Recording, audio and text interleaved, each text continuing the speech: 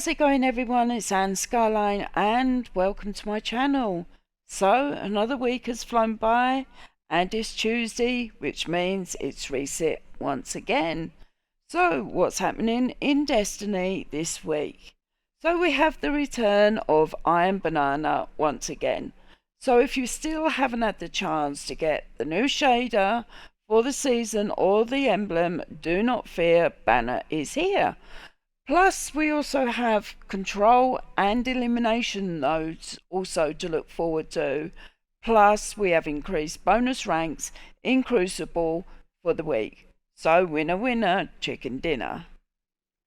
Moving on, we have the Rotator Exotic Mission, home of the Exotic Dead Messenger Grenade Launcher, and some great legendary weapons, but we'll have the full breakdown later on in the video. Also, we have the legendary dungeon, Spire of the Watcher, home of the exotic solar bow called the Irachi.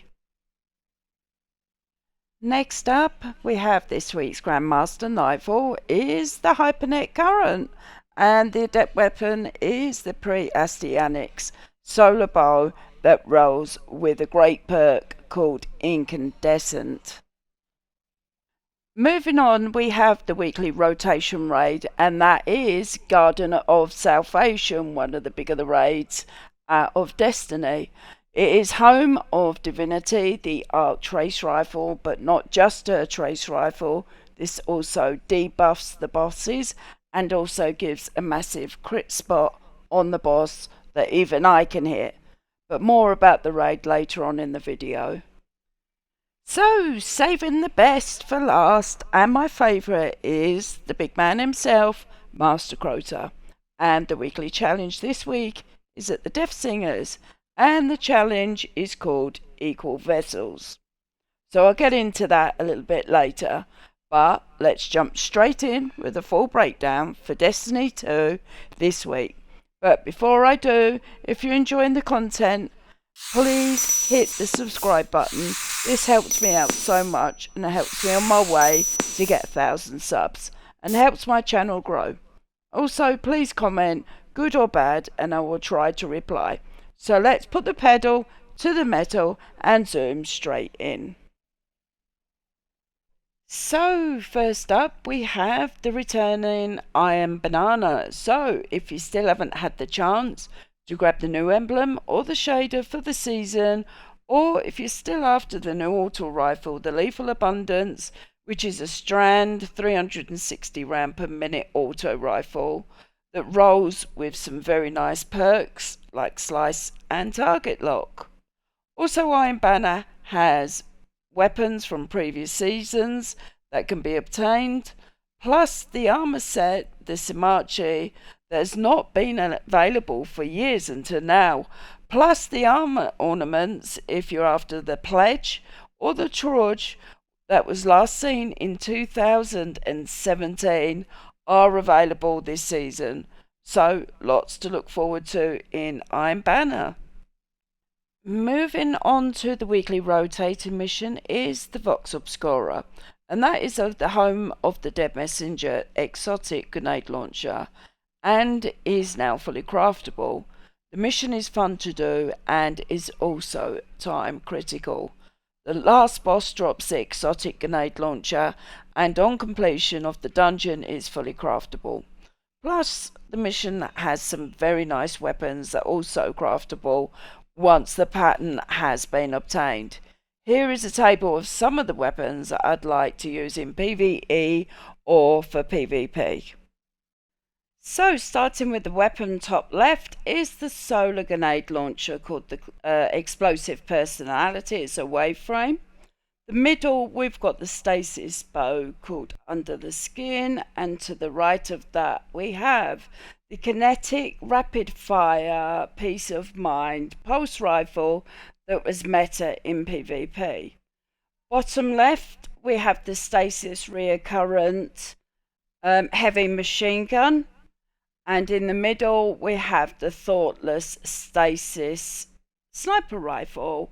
And last but least, we have the Sweet Sorrow assault rifle kinetic. So just remember, guys, all of these weapons are fully farmable once you have the pattern.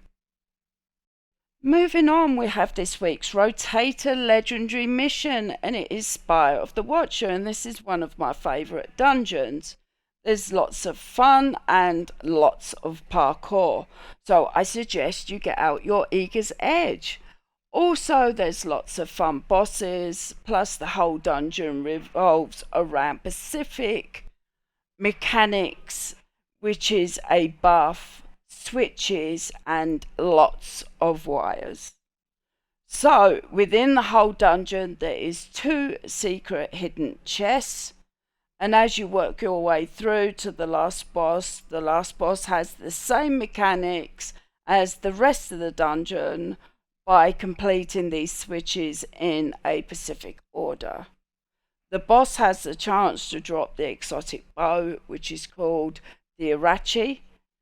Plus, the boss can drop an awesome cowboy hat that can be used as an ornament. Also, the dungeon has a legendary difficulty that can drop some very nice artifice and armor with the chance to get some higher stats, and not forgetting that extra mod slot and those triple 100 stats. But unfortunately, this dungeon, none of the weapons are craftable.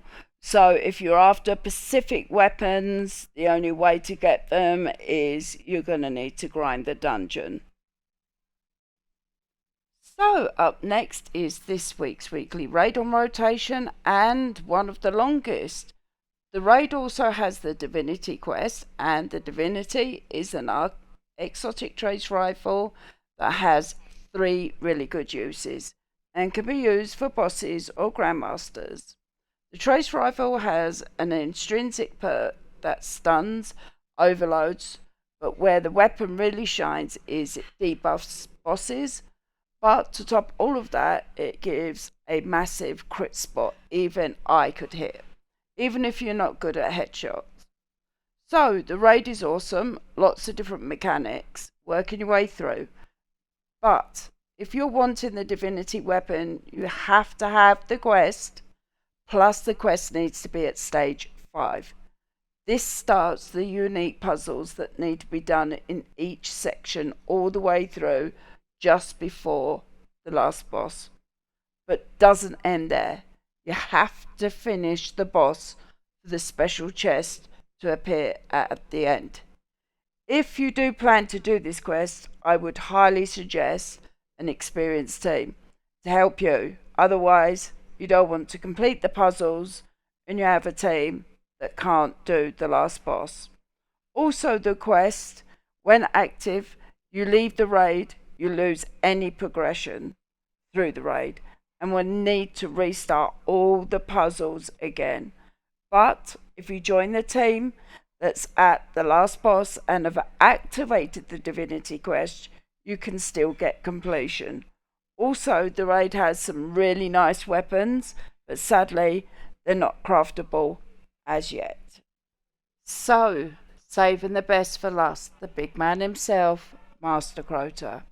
Each week on Master Difficulty, there is a challenge that can be completed to earn a guaranteed adept weapon. This week's challenge is not one of the easiest and is at the Death Singers. The challenge is called Equal Vessels. So basically, this means all 6 players must rotate the chalice, buff in the same order throughout the fight. So, to do this, to make everybody's life easier, just do it by roster. Also, while you're trading the buff, you have an option that you can either go up on the balcony to trade safely, or have a warlock with the cenotaph to drop the well inside next to the crystal room, and then you can be trading the buff while the warlock is marking the enemy on spawn for unlimited heavy for the team for the next round. And it's that easy, guys. But once everybody is in sync and has had a few tries, you'll be able to get it done. So good luck. So, sadly, we have reached the end of Destiny this week. I have really enjoyed making the content, and I hope you enjoyed it too. But please leave a comment, this helps me to make better content. I also stream on Friday evenings and weekends, and I will be streaming in the week.